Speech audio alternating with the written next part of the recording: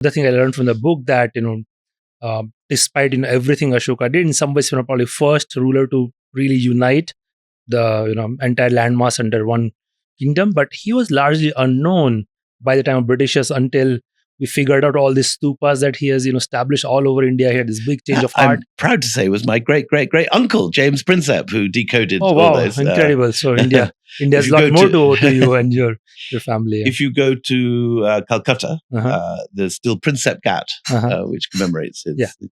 So yes, so Ashoka didn't conquer the whole of India, but he conquered an area which is now not India, which is the whole of Kandahar and southern Afghanistan.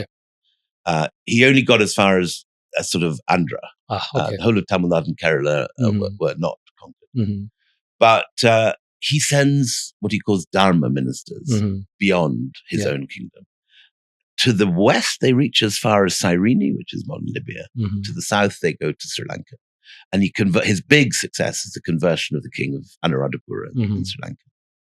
And his son Mahinda goes there, he preaches for a week, and the whole of Sri Lanka converts to Buddhism and remains Buddhist till this day.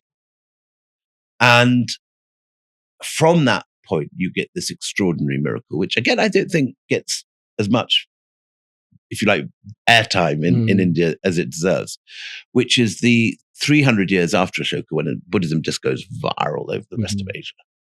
It goes west and northwest up through Pakistan, Afghanistan, and Bactria, through China to Mongolia, through China to the south down to Cambodia, Laos, Thailand, Mekong Delta, Japan, Korea, Siberia.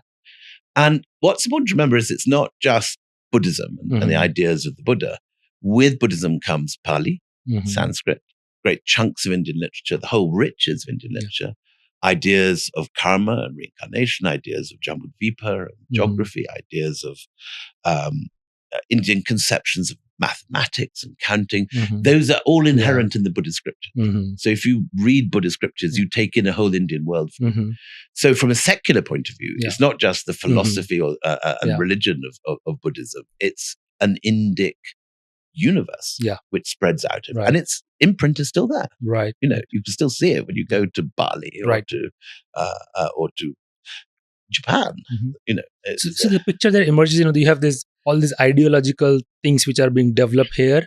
These Buddhist monks are traveling pretty much as far as it was possible to travel in those times, taking not only this particular religion but also all the ideas from the subcontinent, and which is creating awareness in all those parts of the world. At some point, people from those parts of the world start coming back here, which brings me to this Chinese monk. Before we get to Xuanzang, which I think is where you're leading, one quick thing as a businessman, I think you'd be interested, the degree to which we often imagine Buddhism to be a religion of austerity and poverty and giving away your goods to the poor and that sort of thing.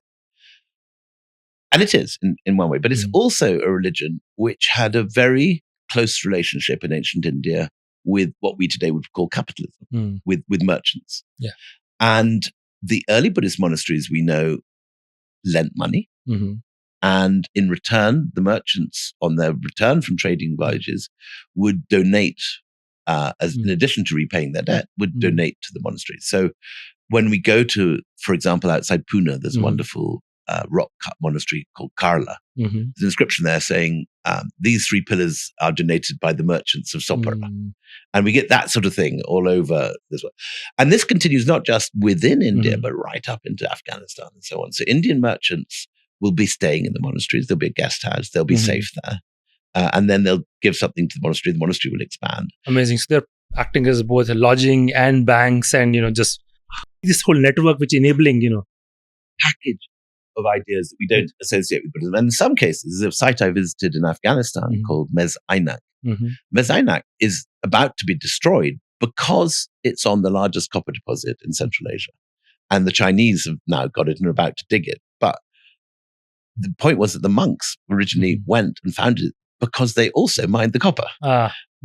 And that's what powered them. And then I was recently in Malaysia and in Bujang, which is another of these early centers of Indian export influence from the 5th century. And that again, you find the Buddhist monasteries on iron ore deposits. Yes. So these guys were quietly, their businesses were operating. The nuns made textiles. There's a sort of proto-capitalism inherent in the Buddhist expansion.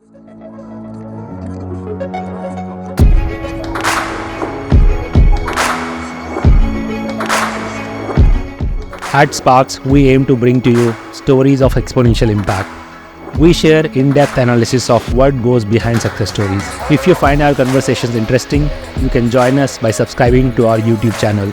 You can also listen to Sparks on Spotify, Apple Podcast, or any other audio platform of your choice. If you have any suggestions on who we should invite or what topics we need to cover, just let us know in the comments. We are always listening, looking for ways to improve, and keep getting better as we go.